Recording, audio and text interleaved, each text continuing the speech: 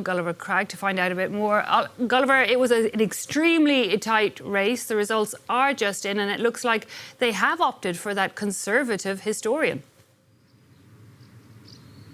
Yes, 50.89 for Karol Nawrocki, 49.91% for Rafał Trzaskowski. I'm afraid I may have got my maths wrong there. But anyway, Karol Nawrocki has won by a very, very small margin. This after the first exit poll at 9 p.m. when polling closed last night put Rafał Trzaskowski, the Liberal pro-European mayor of Warsaw, very, very slightly in the lead. And he even made a victory speech expecting that the polls, although the result was within the margin of error, were more likely to go in his favour as votes from abroad, not counted in the exit polls, came in. But that was not how it transpired. The theory that people who voted for Karol Nawrocki were perhaps slightly less likely to agree to take part in exit polls seems to have been the right one. The margin of error was shown to have been quite, the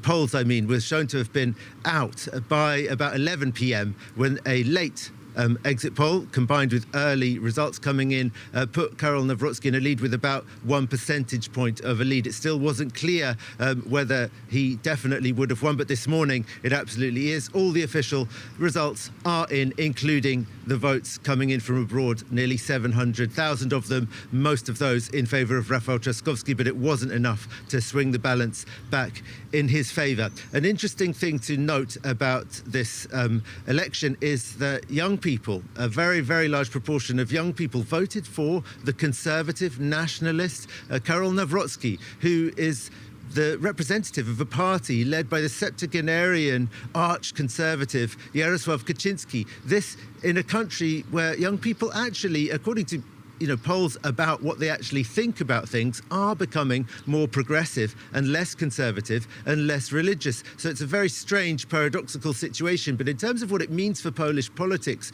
going forward, it means mainly that the electorate of Sławomir Mencen, the far-right candidate who came third in the first round, who are mostly young, are prepared to vote for candidates from the Law and Justice Party. This election, in a way, was a test for Sławomir Mencen to see if he could take his followers in the direction of a potential partnership with the Law and Justice Party. Karol Nawrocki, who will be the new president, has already been talking about that, talking about how he managed with his campaign to unite the whole of the right. That means including the far right in Poland. And that is a very, very dangerous situation because although Donald Tusk remains prime minister at the head of a broadly liberal coalition going from the left to the sort of conservative centre-right, he now faces a resurgent right wing.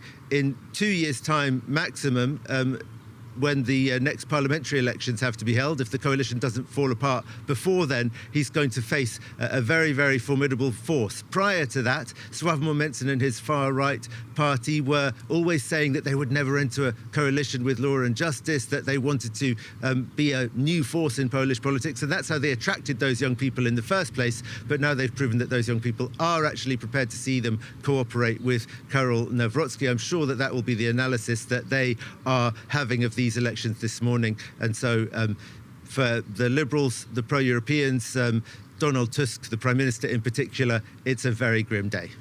Interesting, Gulliver, to hear you break it down between the liberal politics, conservative policies, that perhaps a disparity in the population type. But you also mentioned those voting abroad went the more EU way. You're mentioning the Prime Minister, a former head of the European Union. I mean, outside of Poland, what does this election result mean for the country?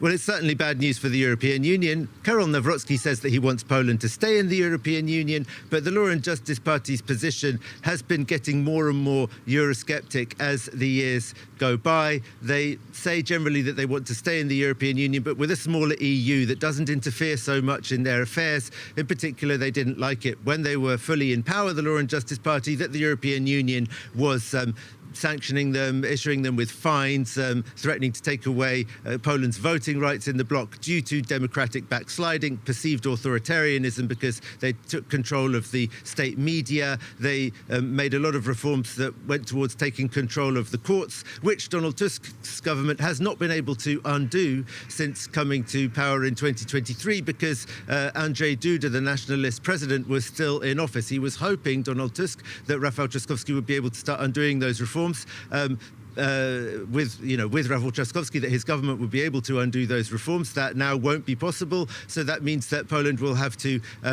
remain, in violation of quite a lot of these EU rules due to that fact that Poland cannot now be such a strong player within the EU. I think it has to be seen as a victory for Russia in a sense, if you think that Vladimir Putin's aim is to weaken the European Union bloc. Gulliver Cragg.